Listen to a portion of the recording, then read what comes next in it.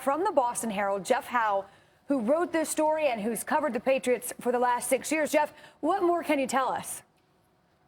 Well, Butler was trying to do the right thing. He was trying to fly in a day early, which is pretty custom for most guys around the league. I mean, Tom Brady's the only one who shows up like a week early to these things. But Butler was trying to get in, and due to thunderstorms and some severe weather down south, he missed his connection in Atlanta and then was grounded until the next day, which ran into the first day of OTAs. He was in contact with the Patriots, but still showed up after that first OTA started May 26th, and the Patriots told him, "You're out of practice for a handful of weeks." They allowed him, or he still went to the stadium. He worked out in the weight room. He went to every meeting, every film session.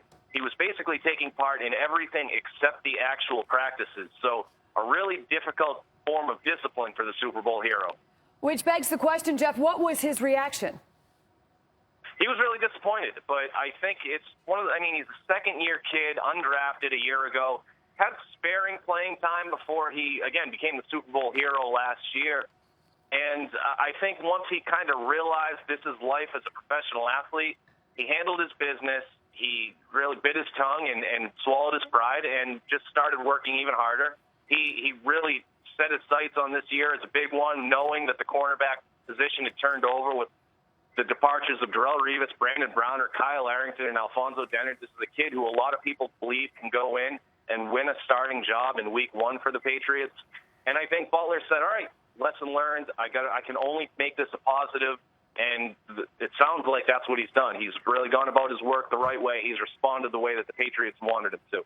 Well, you're right. There's been considerable turnover in that secondary. Does this do anything, in your estimation, to diminish his chances of earning a starting job? Well, that's a good question. I mean, right now, Logan Ryan has been the best cornerback on the depth chart, but Bradley Fletcher has kind of been there, number 2, but number 3 is completely wide open. We still don't know who's going to win that nickel role to play in the slot. So Malcolm Butler can definitely go in and take away that number 2 job away from Bradley Fletcher once they bring him back out on the practice field, which is supposed to be this week, but it will definitely be by next week at the latest. And then they have that break going into training camp. Now, is Butler going to have an easy time, or is Belichick going to bury him at 6th or 7th on the depth chart when he first walks out to practice? I mean, as long as Belichick makes Butler take to kind of climb his way back up, that's just kind of the nature of the business. But I would be surprised if he didn't really make a strong push up toward that number 2 or number 3 job early at some point in training camp, and again, late July or early August.